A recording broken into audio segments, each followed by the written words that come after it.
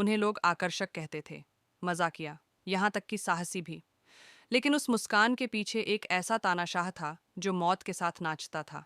इदी अमीन दादा, पूर्व boxing champion, सम्मानित सैनिक और अफ्रीका के सबसे डरावने तानाशाहों में से एक। उसने 1971 में सत्ता हथिया ली, आज़ादी और गर्व का वादा करके। लेकिन जो हुआ वह खून में डूबी हुई अराजकता थी। इदी अमीन को सिर्फ सत्ता नहीं चाहिए थी, वह युगांडा को अपनी छवि में ढालना चाहता था, और जो फिट नहीं हुआ उसे मिटा दिया गया। अगस्त 1792 में अमीन कैमरों के सामने खड़ा हुआ और एक ऐसा ऐलान किया जिससे दुनिया हिल गई। सभी एशियाई युगांडा छोड़ दें।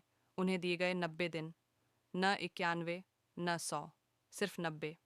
वरना यह कोई सरकारी नीति नहीं थी, यह एक आदमी का हुक्म था।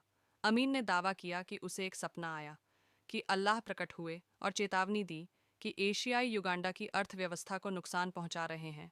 लेकिन सच्चाई, वह जलता था।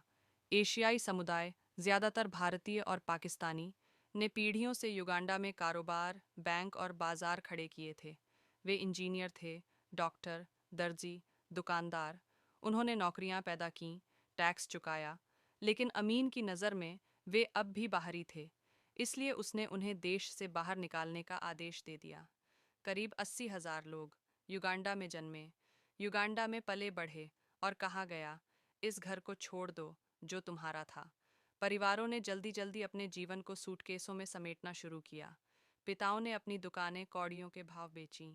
माताएं बैंकों से अपने फंड्स मांग रही थीं। बच्चों को समझ नहीं आ रहा था कि सैनिक उनके घरों के बाहर चिल्ला क्यों रहे हैं। कोई विदाई नहीं हुई, सिर्फ डर। एयरपोर्ट पर अफरा तफरी थी, भीड़ रो रही थी, हथियारबंद गार्ड चिल्ला रहे थे। कुछ को लूटा गया, कुछ पर हमला हुआ, कई लोग खाली हाथ रह गए। जो कुछ उन्होंने बनाया था सब छीन लिया गया तानाशाही द्वारा। और अमीन, वह कैमरे के लिए मुस्कुरा रहा था। वह छोड़ी गई दुकानों का दौरा करता था, जैसे कोई राजा खजाना देख रहा हो। उसने ये दुकानें अपने वफादार जनरलों और अन्नाड़ी गुर्गों को सौंप दीं। कारखाने ढह गए, दुकानों में खाली शेल्फ। युगांडा की अर्थव्यवस्था टूट गई, लेकिन तानाशाह नहीं डिगा। उसने इसे जीत कहा, एक सफाई। उसने कहा, मैं विजेता हूँ, मैं किसी से नहीं डरता, सिवाय खुदा के। उसने 8 साल तक हुकूमत की, लाखों लोग मारे गए, और अंत में वह भाग गया, विदेश में मरा। कभी सज़ा नहीं मिली, लेकिन उसके अपराध आज भी जिंदा हैं, यादों में, जख्मी बचे लोगों में, खामोशी में। अब तुम उनमें से एक कहानी जानते हो। अगर इस कहानी ने तुम्हें कुछ महसूस कराया, गुस्सा, दुख या अविश्वास, तो इसे यूं ही मत जाने।